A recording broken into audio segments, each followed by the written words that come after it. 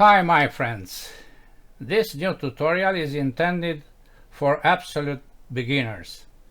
The suffix Part-001 indicates the number of the first part in my collection of 100 models published on the grapcad.com platform since January 30th, 2014. As a rule, the titles of the tutorials are written in capital letters for individual models or parts. The rest are for assemblies, drawings, lessons, etc. Go ahead and enjoy. We model this part.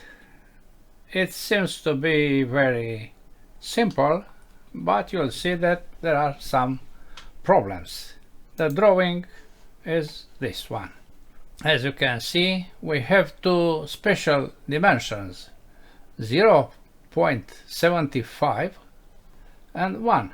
Why were these dimensions set? Because this part is made of sheet metal, not by using a lathe. And these dimensions are specific for sheet metal parts. Let's start to model this part. We activate this option. We double click standard millimeters IPT. We create a new sketch by selecting a plane from these three planes. You must notice that in this browser is the origin folder, which contains the work features, work planes, work axis, and the center point. Now we use the XY plane. We have here a space for tools dedicated to creating sketches. We select this tool with the name circle and we apply the dimension of 4.4. You see dimensions here. 4.4 is the diameter of this external circle. The internal circle is 4.4 minus twice of 0.75. We can use an expression. We create that second circle with the diameter of 4.4 minus twice multiplied by 0.75.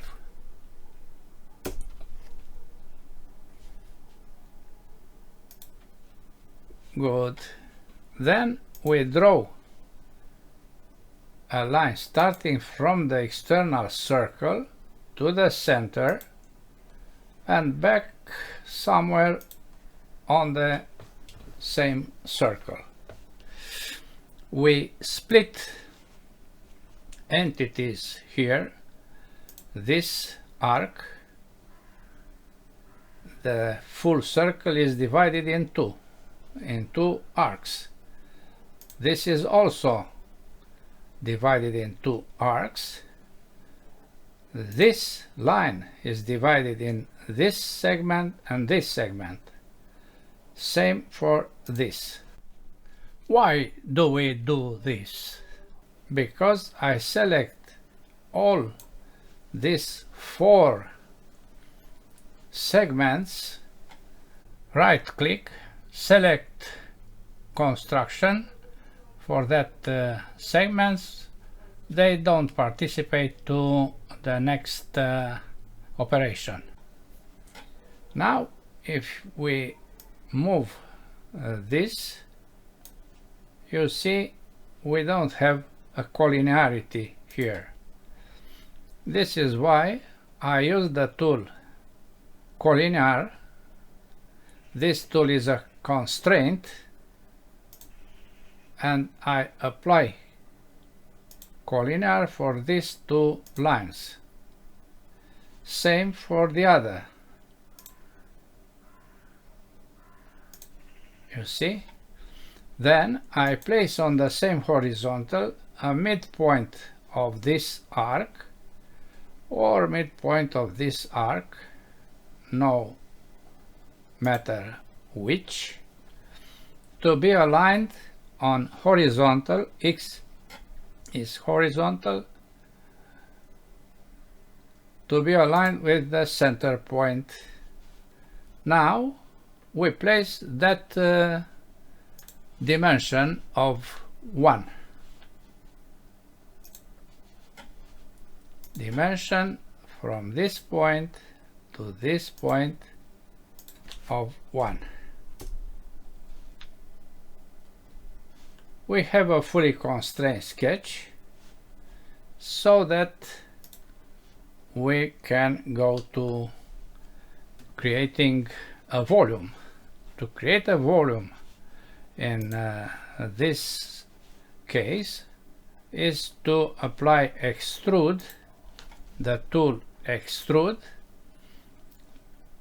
In this sketch there is only one close contour. These two arcs don't participate to the extrusion. We select symmetrical and the value of 16. Okay, you see here the value of 16. We continue with these two chamfers, 1 millimeter at 30 degrees.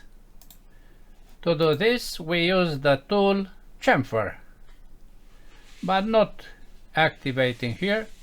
We activate it by selecting directly this edge. 1.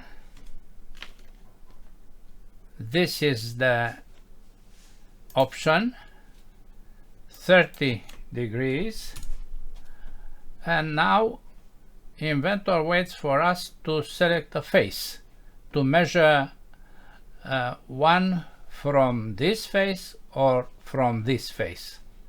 From this, of course. Then Inventor waits for us to select an edge. This is the edge. And we also select the other edge. Okay.